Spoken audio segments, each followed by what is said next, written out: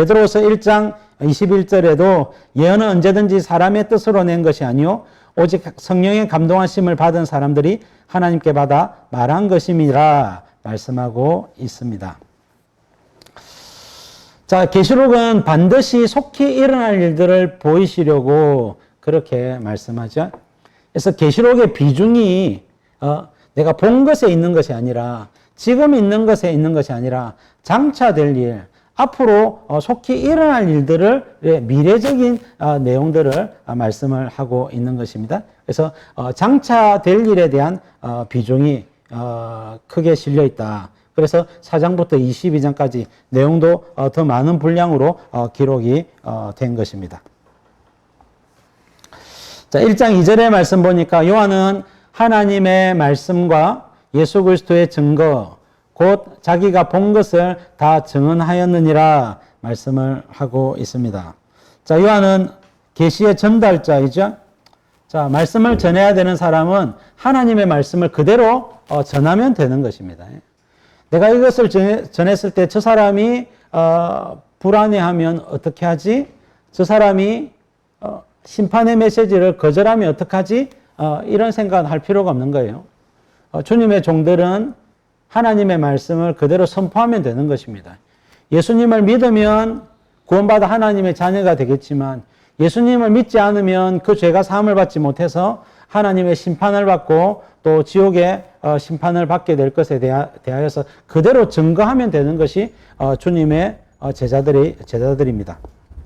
그래서 요한은 그 계시의 말씀을 다 보고 들은 것을 증거하고 있는 것입니다. 자, 에스겔 3장에 보면 에스겔이 부름을 받을 때에 하나님의 파수꾼으로 세움을 받았죠. 인자야 내가 너를 이스라엘 족속의 파수꾼으로 세웠으니 너는 내 입의 말을 듣고 나를 대신하여 그들을 깨우치라. 가령 내가 악인에게 말하기를 너는 꼭 죽으리라 할 때에 내가 깨우치지 아니하거나 말로 악인에게 일러서 그의 악한 길을 떠나 생명을 구원하게 하지 아니하면 그 악인은 그의 죄악 중에서 죽으려니와 내가 그의 핏값을 내 손에서 찾을 것이고 네가 악인을 깨우치되 그가 그의 악한 마음과 악한 행위에서 돌이키지 아니하면 그는 그의 죄악 중에서 죽으려니와 너는 내 생명을 보존하리라. 파수꾼의 사명입니다. 파수꾼은 적군이 쳐들어왔을 때 나팔을 부는 것입니다.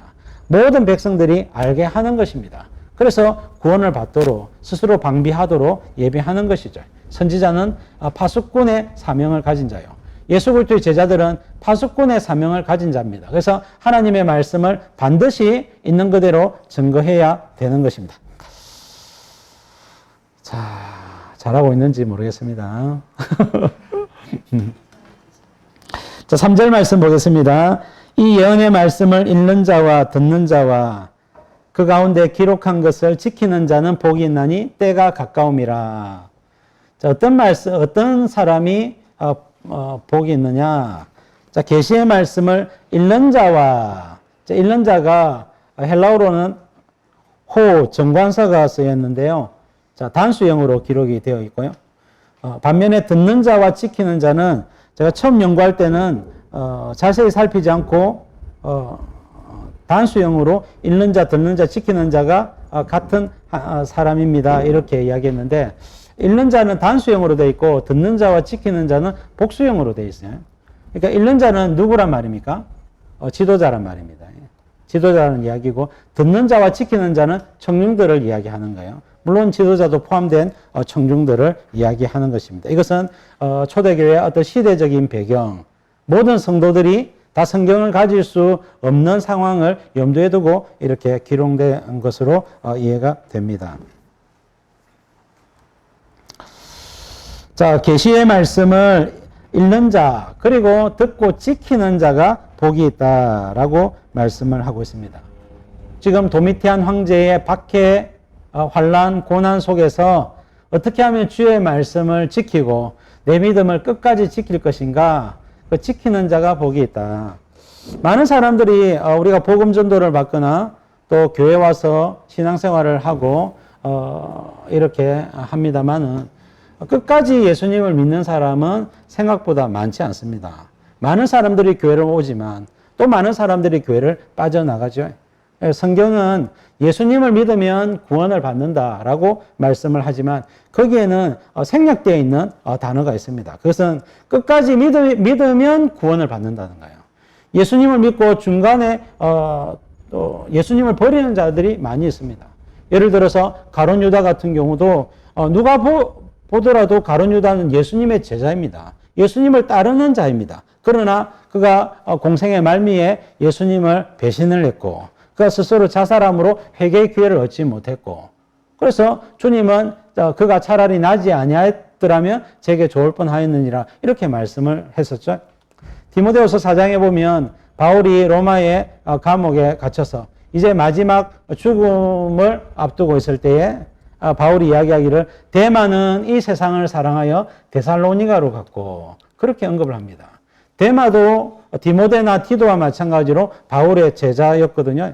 근데 바울의 제자였던 데마가 이 세상을 사랑하여 데살로니가로 갔습니다. 데살로니가 교회 가서 신앙생활 열심히 하고 또 사역자로서 교회와 성도들을 섬기기 위해서 데살로니가로 간 것이 아니라 이 세상을 사랑하여 데살로니가로 간 것입니다. 중간에 신앙을 버렸다는 것을 암시하고 있는 것이죠. 예수님을 믿는 자가 중요하지만 예수님을 끝까지 믿는 자가 훨씬 더 중요합니다. 그래서 예수님을 끝까지 믿는 믿음을 지켜나가야 되겠습니다. 그것은 환경이나 상황이 어떠함과 전혀 상관이 없는 거예요. 도미티안 황제의 박해 속에 있든지 고난이 오든지 감옥 속에 갇혔든지 간에 심지어는 가족 중에 누군가가 예수님을 믿다가 순교를 당했다 할지라도 우리가 끝까지 예수님을 믿어야 되는 것입니다. 자, 요한계시록 22장 7절 말씀 보니까 보라 내가 속히 오리니 이 두루마리의 예언의 말씀을 지키는 자는 복이 있으리라. 예수님은 지키는 자에게 복을 주겠다 말씀을 하고 있고요. 12절 말씀에는 보라 내가 속히 오리니 내가 줄 상이 내게 있어 각 사람에게 그가 행한 대로 갚아주리라. 말씀을 지키는 자에게는 그 행한 대로 주님이 상급으로 보상으로 은혜를 베풀어 주시겠고 말씀대로 순종하지 않은 자에게는 그 주님이 심판으로 보응하시겠다. 행한 대로 갚으시겠다. 그렇게 말씀을 하고 있습니다. 그래서 말씀을 듣는 자, 읽는 자와 듣는 자들과 지키는 자들이 복이 있다. 우리가 주의 말씀을 지키는 데까지 반드시 나아가야 되겠습니다. 말씀을 지키면요, 반드시 성령 하나님이 교제하고 교통하십니다. 자, 그리고 1장 4절 말씀을 보겠습니다. 자, 요한은 아시아에 있는 7 교회에 편지하노니 이제도 계시고 전에도 계셨고 장차 오실리와 그의 보좌 앞에 있는 7 영과 자, 4절부터 6절까지는 성부 하나님과 성령 하나님과 성자 하나님을 소개하고 있습니다. 자, 삼위 하나님을 소개하기 전에 요한이 아시아에 있는 7 교회에 편지를 한다라고 말씀을 하고 있죠. 왜 7 교회냐? 7 교회만 이 편지가 필요하냐? 그렇지 않죠? 자, 7 교회는 뒤에도 언급을 하겠지만은 모든 지구상에 있는 교회의 대표가 되는 교회들입니다. 자, 지구상에 있는 교회들을 7가지 특징으로 분류를 했고 그 특징을 가진 교회의 7교회를 이야기하면서 그 7교회에 주시는 주님의 말씀을 전하고 있는 것입니다. 자, 편지글 형식으로 기록되었다는 것을 알 수가 있고, 자, 아시아는요, 1세기 말의 아시아는 오늘날 우리가 알고 있는 이 넓은 아시아를 이야기하는 것이 아니라 터키 지역에 있는 서쪽, 남쪽에 있는 그 일부 지역을 이야기를 하는 것입니다. 그래서 거기에 소아시아에 7교회가 있고 7교회만 있는 것이 아닙니다. 거기에 히에라볼리 교회도 있고 골로새 교회도 있고 다양한 교회가 있는데 소아시아 7교회가 7가지 중요한 특징을 가지고 있고 그것이 1세기뿐만 아니라 지구상에 있는 모든 교회들을 대표할 만한 특징을 가지고 있기 때문에 그 7교회에 편지를 하고 있는 것입니다. 자, 그리고 이제도 계시고 전에도 계셨고 장차 오실 이와, 이 장차 오실이라 하니까 예수님, 재림 예수님이라고 생각할 가능성이 있는데 문맥상 이분은 성부 하나님을 이야기하는 거예요. 왜냐하면 예수님에 대해서는 5절부터 6절까지 예수님에 대해서 많이 언급을 하고 있기 때문에 그렇습니다. 예수님에 대해서는 이야기할 내용들이, 소개할 내용들이 많기 때문에 예수님을 세 번째로 마지막으로 소개를 하고 있는 것이고요. 성부 하나님을 먼저 장차 오시리라 말씀을 하고 있습니다. 그리고 그의 보좌 앞에 있는 일곱 영은 성령 하나님이시죠. 자, 왜 일곱 영이라 했느냐? 7이라고 하는 숫자가 충만한 수, 그 다음에 완전수의 의미를 가지고 있습니다. 그래서 자, 일곱 영과 완전한 영이신 성령 하나님을 이야기하고 있는 것입니다.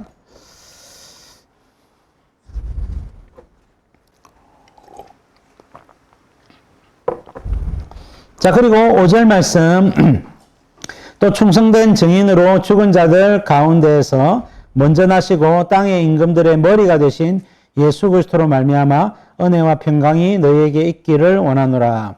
우리를 사랑하사 그의 피로 우리 죄에서 우리를 해방하시고, 예수님에 대해서 어떤 분이신지를 소개를 하고 있죠. 그래서 예수님은 충성된 증인이라 이렇게 말씀을 하고 있습니다. 자, 예수님은 충성된 증인은요, 신실하신 증인이라는 뜻입니다. 그 다음에 죽은 자들 가운데서 먼저 나시고, 예수님은 부활의 첫 열매가 되시는 주님이시죠. 먼저 나셨다는 말은 그 다음에 부활할 자들이 많이 있다는 것을 암시합니다. 고린도전서 15장에 예수님은 부활의 첫 열매가 되신다라고 말씀을 하죠. 첫 열매가 된다는 것은 그 다음 열매들이 많이 나타나게 될 것을 암시하고 있습니다. 농부가 농사를 짓고 또 과일 나무나 채소 열매를 맺을 때도 첫 열매가 맺힌다 하면 이제 농부가 기대감을 가지게 되죠. 제 아버지께서도 오이 농사, 토마토 농사 이런 농사를 많이 지으셨는데 열매가 맺히면 기쁨이, 웃음이 가득한 겁니다. 그리고 토마토가 빨갛게 익으면 기쁨이, 흥분이 생기게 되는 겁니다. 이제 앞으로 많은 열매들이 맺히겠구나. 본격적으로 이제 수확을 해야 되겠구나. 그런 생각으로 기뻐하시는 거죠. 예수님은 부활의 첫 열매가 되신다라고 말씀을 하고 있고, 그 다음에 세 번째로 예수님은 땅의 임금들의 머리가 되신다라고 말씀을 하고 있습니다. 자, 예수님은 만왕의 왕이 되시는 분이시죠. 만주의 주가 되시는 분이시죠. 그래서 예수님은 머리가 되시는 분이십니다. 자, 빌립보서 2장 10절에 보니까 예수님이 십자가 지심으로 말미암아 하나님 아버지께서 아들 예수님을 영화롭게 만들어 주셨는데 2장 10절에 하늘에 있는 자들과 땅에 있는 자들과 땅 아래에 있는 자들로 모든 무릎을 예수의 이름에 꿇게 하시고 모든 입으로 예수 그리스도를 주라 시인하여 하나님 아버지께 영광을 돌리게 하셨느니라 말씀하고 있습니다. 예수님을 만왕의 왕으로 높여주신 것입니다. 계시록 17장 14절에도 어린 양 예수님은 만주의 주시요 만왕의 왕이시다라고 말씀을 하고 있는데 그것입니다. 마태복음 28장에도 28장 18절에 보니까 예수께서 나와 일러 가라사대 이르시되 하늘과 땅의 모든 권세를 내게 주셨으니, 이 말씀이 예수님이 만왕의 왕이 되셨고 만주의 주가 되셨다는 말씀이거든요. 자, 그리고 1장 6절 말씀 보니까 그는 아버지 하나님을 위하여 우리를 나라와 제사장으로 삼으신 그에게 영광과 능력이 세세토록 있기를 원하노라. 아멘. 그렇게 말씀하고 있습니다. 우리 성도들을 하나님의 나라와 하나님의 제사장으로 삼으셨다. 이 제사장이라고 하는 말은 복음의 제사장으로 삼았다는 말이에요. 그리고 나라는 우리가 하나님의 백성이 되었다는 이야기입니다. 하나님의 소유가 되었다는 말입니다. 나라라고 하는 말씀은 좀 정적인 의미라고 한다면 제사장이라고 하는 말은 동적인 의미입니다. 제사장은 제사를 드리죠. 하나님과 죄인들 사이에 연결하는 역할을 하고 있는 것입니다. 우리는 예수 그리스도의 제자로서 복음의 증인으로서 예수님과 또 믿지 않는 불신 영혼들이 서로 연결될 수 있도록, 그래서 죄사함을 받고 주님의 자녀가 될 수 있도록 복음의 제사장 직분을 감당하는 제사장입니다. 구약의 제사장들은 모형이죠. 그들은 양과 염소와 짐승들을 가지고 제사를 드리지만은 짐승으로는 원래는 죄사함을 받을 수가 없습니다. 만약에 우리가 짐승으로 얼마든지 죄사함을 받을 수 있다면 죄를 얼마든지 짓고 짐승을 통해서 죄사함을 받을 것입니다. 그러나 짐승은 사람의 죄를 사할 수가 없습니다. 그러면 구약시대에 그렇게 많은 제사를 드리도록 하신 이유가 뭐냐? 그 정결한 짐승이 예수님을 상징하기 때문에 그렇습니다. 예수님과 일치하는 어떤 특징들을 일부 가지고 있기 때문에 오실 예수님을 바라보게 하기 위해서 정결한 짐승으로 제사를 드리면 내가 오실 예수님 아래에서 너희 죄를 용서해 주겠노라. 그게 구약의 제사의 의미가 되어지는 것입니다. 베드로전서 2장 9절 말씀 보니까 그러나 너희는 택하신 족속이요 왕같은 제사장들이요 거룩한 나라요 그의 소유된 백성이니 이는 너희를 어두운 데서 불러내어 그의 귀한 빛에 들어가게 하신 이에 아름다운 덕을 선포하게 하려 하심이라 말씀하고 있습니다. 이 성도는 택하신 족속, 거룩한 나라, 그의 소유된 백성, 한마디로 이야기하면 주님의 나라입니다. 성도들은 주님의 나라입니다. 성도들 자체가 주님이 통치하는 대상이고 통치하는 나라입니다. 그리고 성도들은 왕같은 제사장들입니다. 그래서 우리만 제사장들이고 성도들을 통하여 진짜 죄가 사해질 수가 있는 거예요. 그래서 복음의 제사장 직분을 우리가 감당을 해야 되겠습니다. 그리고 은혜와 평강이 너희에게 있기를 원하노라. 사도들이 편지를 쓸 때에 항상 인사가 은혜와 평강이 있기를 원한다. 그래서 우리도 신앙생활 하면서 서로 은혜와 평강이 있기를 원합니다. 이렇게 축복할 수 있기를 바라고, 은혜의 결과가 평강입니다. 주님이 역사하셔서 은혜를 베풀어 주시고 성령님이 교통하시면 평강이 오는 것이죠. 자, 7절 말씀, 계시록 1장 7절 말씀입니다. 볼지어다 그가 구름을 타고 오시리라. 각 사람의 눈이 그를 보겠고 그를 찌른 자들도 볼 것이요. 자, 그가 구름을 타고 오시리라. 예수님이 구름을 타고 오신다라고 말씀을 하고 있습니다. 자, 예수님은 구름을 타고 오신다는 표현이 있고요. 요한계시록 19장에 보니까 예수님은 백마를 타고 오신다 이렇게 말씀을 하고 있습니다. 자, 구름을 타되 위로 올라가시면, 성부 하나님께로 올라가시면 이거는 성천을 이야기하는 겁니다. 성천을 이야기하는 것이고, 구름을 타고 땅 아래로 내려오면 이것은 재림을 이야기하는 것입니다. 그래서 다니엘서 7장 13절의 말씀을 보면 인자 같은 이가 하늘 구름을 타고 와서 이쪽부터 항상 계신 이에게 나아가 그 앞으로 인도됨에 이렇게 되어 있는데, 구름을 타고 예적부터 항상 계신 성부 하나님께로 나아가는 다니엘서 7장 13절 말씀은 재림이 아니라 성천을 이야기하는 거예요. 새 언약의 중보자가 되시기 위해서 하늘로 승천하시는 예수님의 모습을 묘사하고 있는 것이고요. 구름을 타고 이 땅으로 내려오시면 그것은 재림입니다. 그래서 7절 말씀에 구름을 타고 오시리라. 누구에게? 우리에게 오시리라 이 말씀이죠. 그래서 이것은 재림을 이야기하는 것입니다. 각 사람의 눈이 그를 보겠고 지구에 있는 모든 사람들이 예수님을 보게 된다는 겁니다. 심판주 예수님, 구원주 하나님을 보게 된다는 겁니다.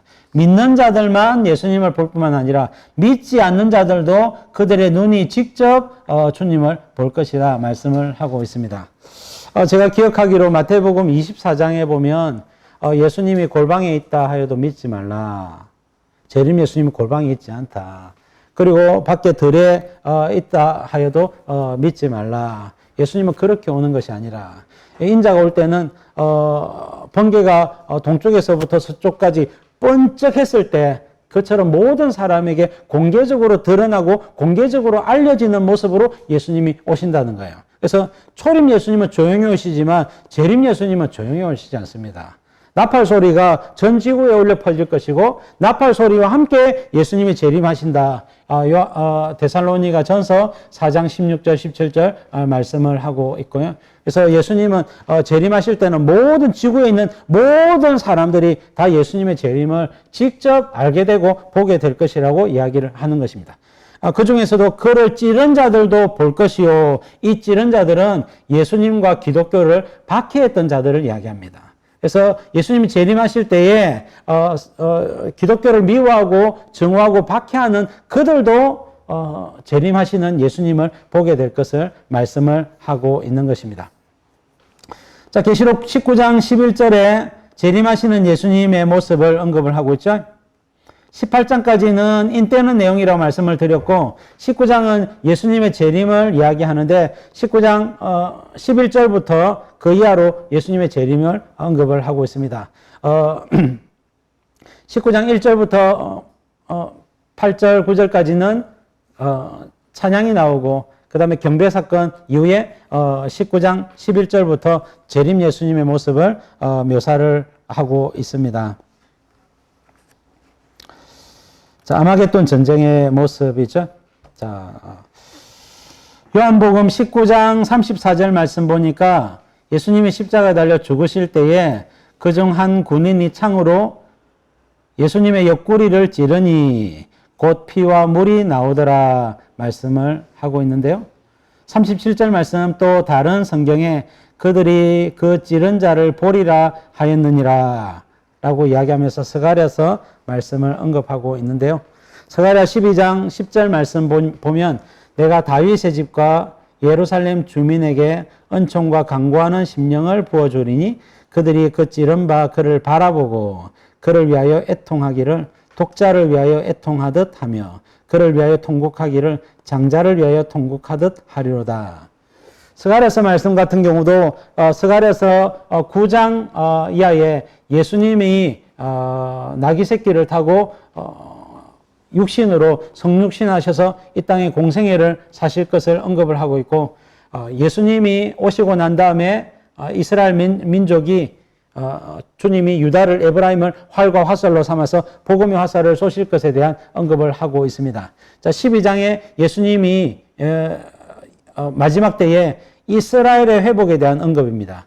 이스라엘이 종말의 회복이 되어질 때에 그때 주님께서 다윗의 집과 예루살렘 주민에게 이스라엘 민족을 이야기하는 것입니다. 그래서 은총과 강구하는 심령을 부어주리니 그때 그들이 그 찌른 바 그를 바라보고 자, 유대인들이 기독교를 얼마나 많이 박해했습니까? 예수님은 유대인들에 의해서 십자가에 달려 십자가에 죽으셨죠.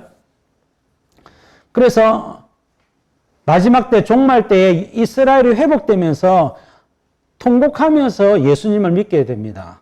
그리고 예수님이 하나님의 아들인 것을 그들이 깨닫고는 애통하면서 독자를 잃은 듯 애통하고 그리고 통곡하기를 장자를 잃은 듯 통곡한단 말입니다.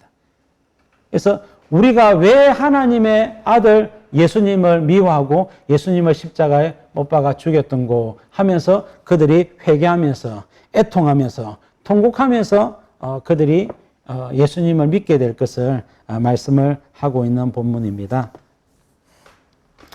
그래서 예수님이 재림하실 때에 박해자들도 예수님을 보게 될 것이고 그 다음에 이 땅에서 믿는 성도들도 당연히 예수님을 보고 우리 신령한 몸으로 변화되어서 공중으로 끌려 올라가 공중에서 예수님을 영접하게 될 것이라고 데살로니가 전서 4장 16절 17절 말씀을 하고 있죠. 1장 8절 말씀 주 하나님이 이르시되 나는 알파와 오메가라 이제도 있고 전에도 있었고 장차 올 자요 전능한 자라 하시더라. 자, 1교시 마지막 성경 구절입니다. 하나님에 대해서 소개를 하고 있습니다. 하나님은 알파와 오메가라. 알파와 오메가는 헬라어의 첫 글자와 마지막 알파벳이죠. 이 말씀의 의미는 하나님은 시작과 끝이라고 하는 의미지만은 시작에 중점을 두고 있는 것이 아니라 끝에 중점을 두고 있는 것입니다. 이 모든 역사와 모든 창조를 시작하신 주님께서 이제 끝을 내겠다, 역사를 마무리하시겠다라고 말씀을 하고 있는 본문입니다. 그래서 이제도 있고 전에도 있었고 장차 올 자요 전능하신 자라, 전능하신 하나님이라 그렇게 말씀을 하고 있는 것입니다. 자, 1장 1절부터 8절까지 말씀은 요한계시록 전체의 서론이라고 이해될 수 있는 말씀인데요. 자, 이 말씀, 특별히 1장 3절 말씀 다시 한번 강조드립니다. 이의 말씀을 읽는 자와 듣는 자와 그 가운데 기록한 것을 지키는 자는 복이 있나니 때가 가까움이라. 말씀을 읽는 것도 중요하고 듣는 것도 중요하지만 반드시 주의 말씀을 지키는 데까지, 순종하는 데까지 나아가야 된다. 그래야 복이 임한다라고 주님이 말씀하고 있습니다. 읽고 듣고 지킴으로 하나님의 은혜와 복이 여러분들 가운데 풍성하기를 주님의 이름으로 축복합니다.